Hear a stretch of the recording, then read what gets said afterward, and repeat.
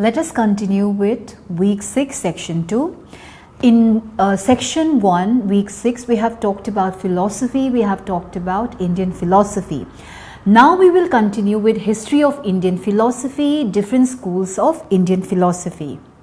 We will talk about the Vedic period. Here we will talk about the Vedic literature which was in existence between BC 1500 and BC 500. The Vedic literature consists of the Samhitas, the Brahmanas, the Aryanakas and Upanishads. These are four main Samhitas or collection of hymns in praise of God. We have the Rig Veda Samhita, the Atharva Veda Samhita, Samaveda Samhita and Yajur Veda Samhita. When we are talking about history of Indian philosophy, we are beginning with the earliest period of Indian philosophy, which is the Vedic period.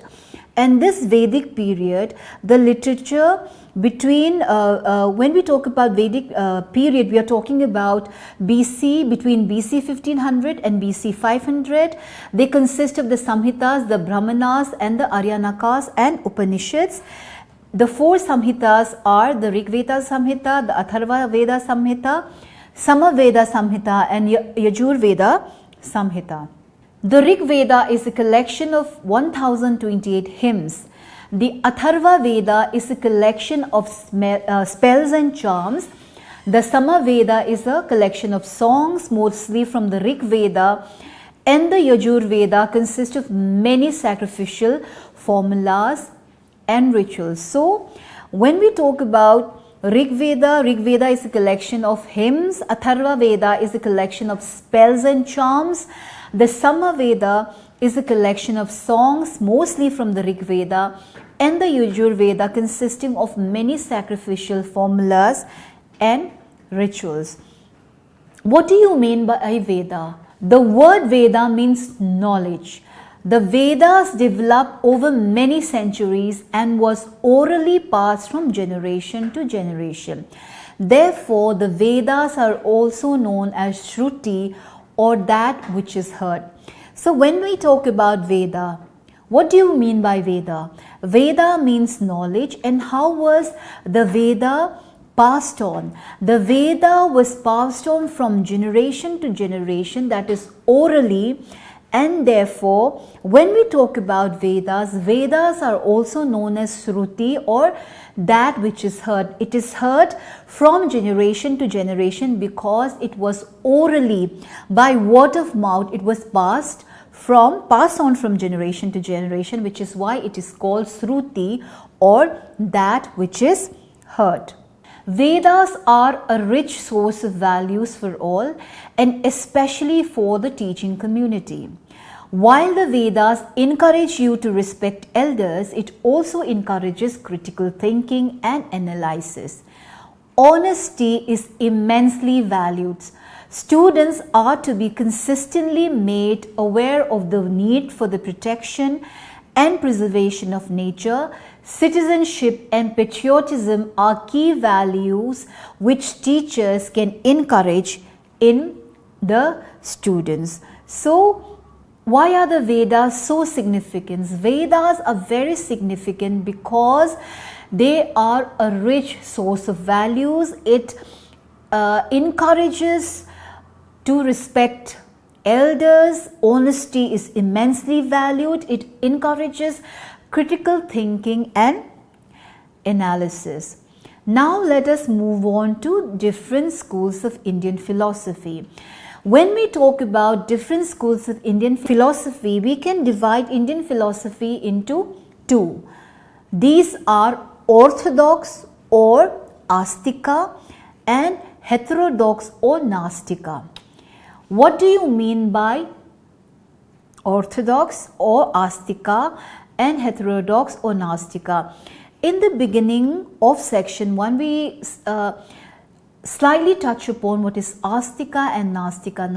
Astika means the belief in God, Nastika that you do not believe in God. So when we talk about classical Indian philosophy, they can be divided into two schools, orthodox or Astika and heterodox or Nastika schools. Let us now discuss what are orthodox schools or Astika schools. There are 6 orthodox schools of philosophy.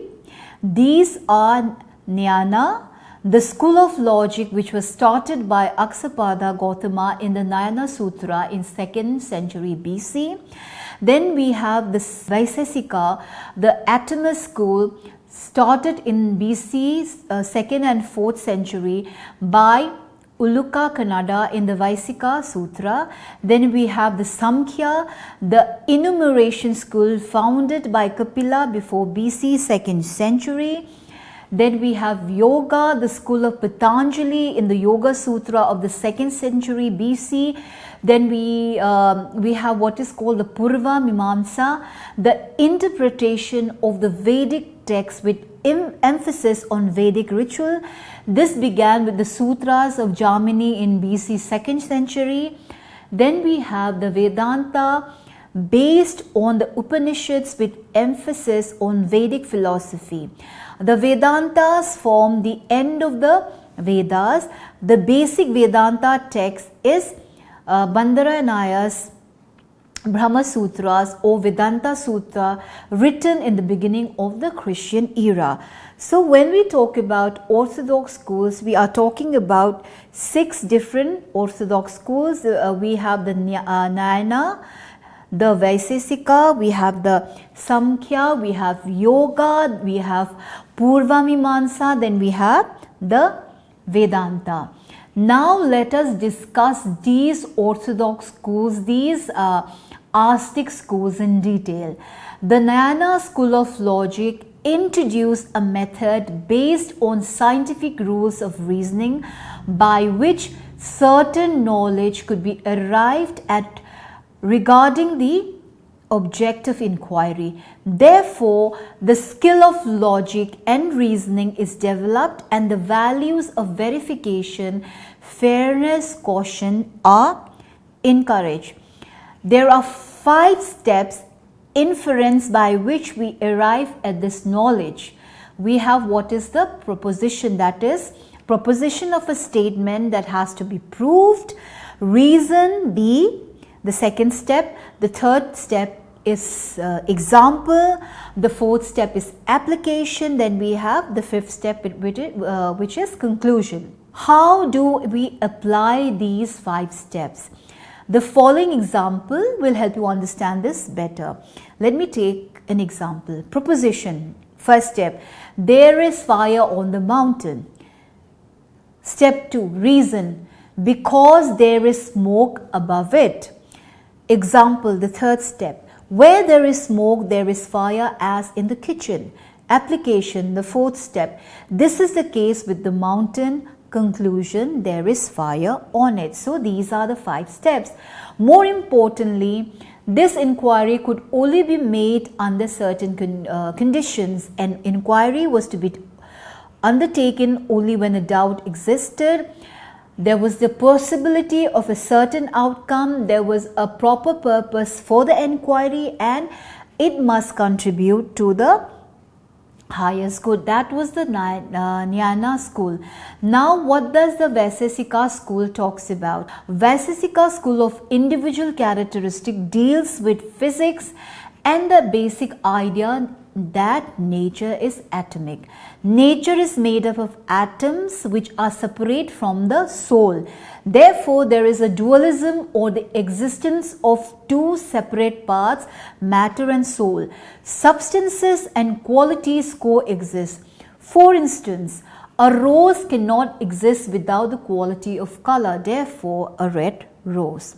What does the Samkhya school of philosophy talks about? According to Samkhya philosophy, our perception is limited to our 5 senses and learning has to take place experientially using these 5 senses. Learning should be open-ended, experiential, based on reason. Accordingly, teachers should incorporate hands-on learning, projects, debates, discussion, drama, exhibitions as much as possible. What does the yoga school of philosophy talks about? The word yoga comes from the Sanskrit word yuj, or to yoke, or to attach oneself to the task at hand with great discipline, and it unites the body and soul, individual and God. The school of yoga lays more stress on spiritual discipline or application. We are led astray by our senses, so yoga helps to attain control, calm, and gain inner perception.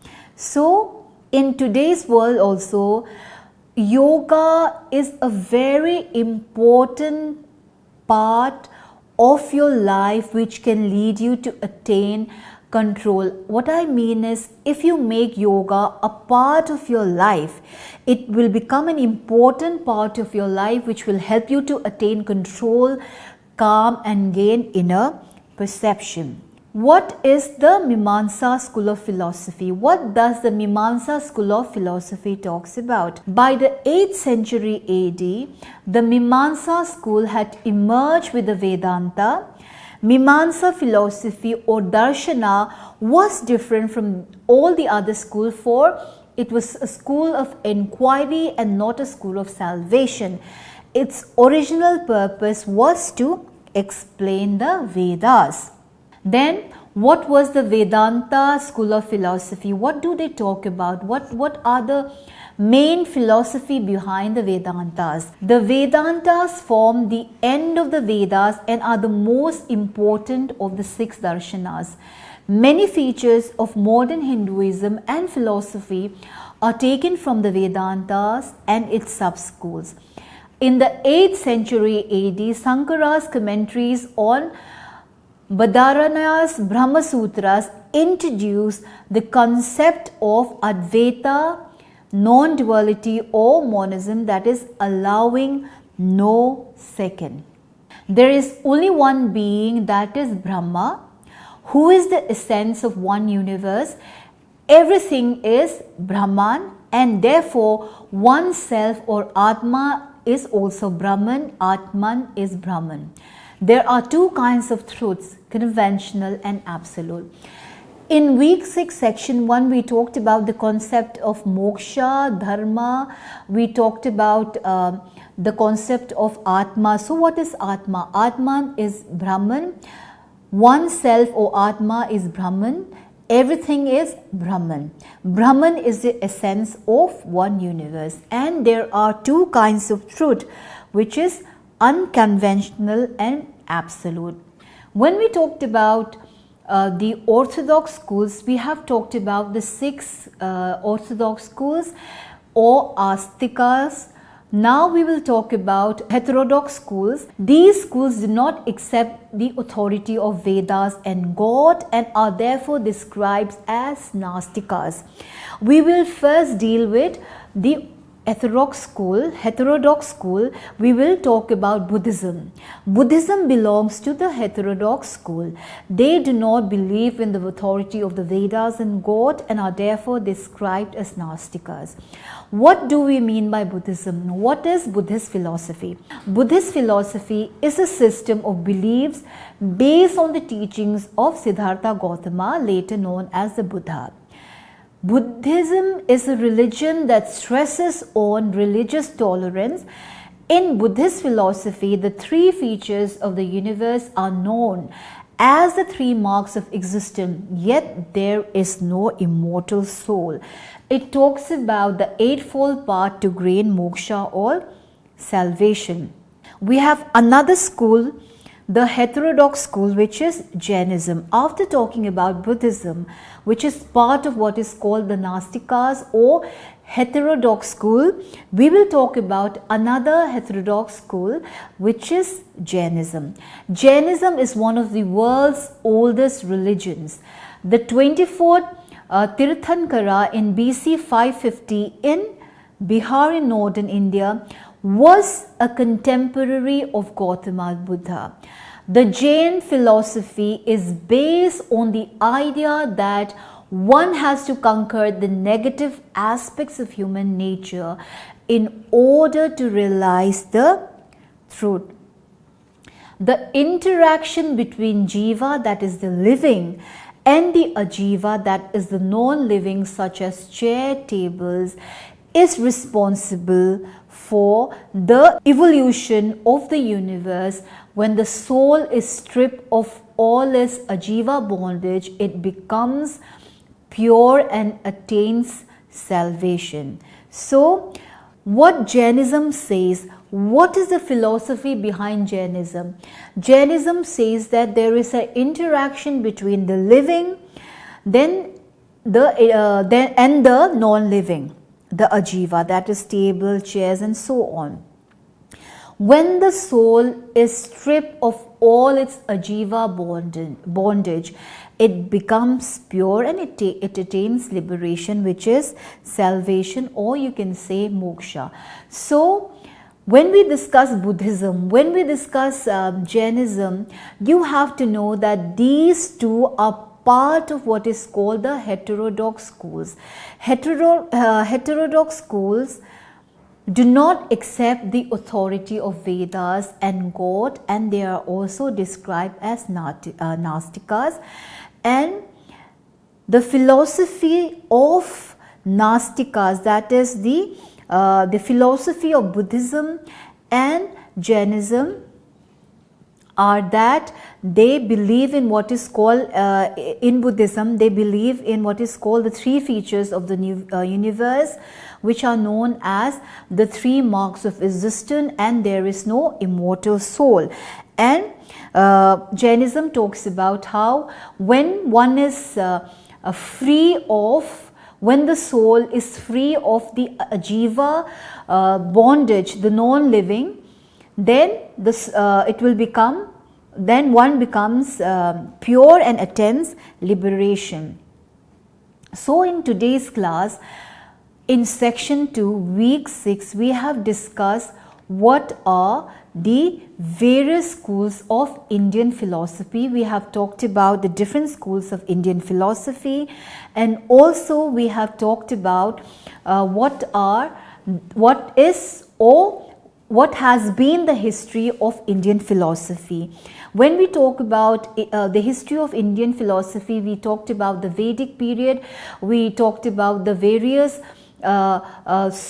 orthodox schools, and also we have talked about the heterodox school. And let me tell you, learners, when we talk about the history of Indian philosophy, we have stressed on the importance of Vedas, because here we have talked about how important the Vedas are, because the Vedas are a very rich source of values for all, especially for the teaching communities. And we have talked about how the Vedas encourages one to respect others, and also it encourages critical thinking and analysis. And also in Vedas, it teaches you honesty, and also it teaches you citizenship and patriotism. So when we talk about philosophy, when we talk about Indian philosophy, we have talked about how philosophy is related to your religious beliefs. And also when we talk about Vedas, we have talked about how Vedas have passed on over many centuries. We have talked about how it has been orally passed from generation to generation, and that is why we have said that Vedas are also known as Shruti, or that which is heard. Because when one passes Vedas, when one passes Vedas, in another words, it means knowledge. When we pass Vedas, when we pass on knowledge from one generation to generation, it is passed on through word of mouth. So when you pass it orally from word of mouth, you hear it, you do not see it. So this is called Shruti, or it is also called one that is heard. When we talk about the history of Indian philosophy, we started with the Vedic period. We talked about how the Vedic literature consists of the Samhitas. We talked about how it consists of the Brahmanas, the Aryanakas, and the Upanishads. And also we talked about how these various schools, the orthodox schools and the heterodox schools, have different philosophies. One does not believe in the authority of Vedas or God, and the others believe in the authority of the Vedas and God. So with this class, we have completed week 6 section 2. We have talked about the different schools of Indian philosophy and history of Indian philosophy. Thank you so much.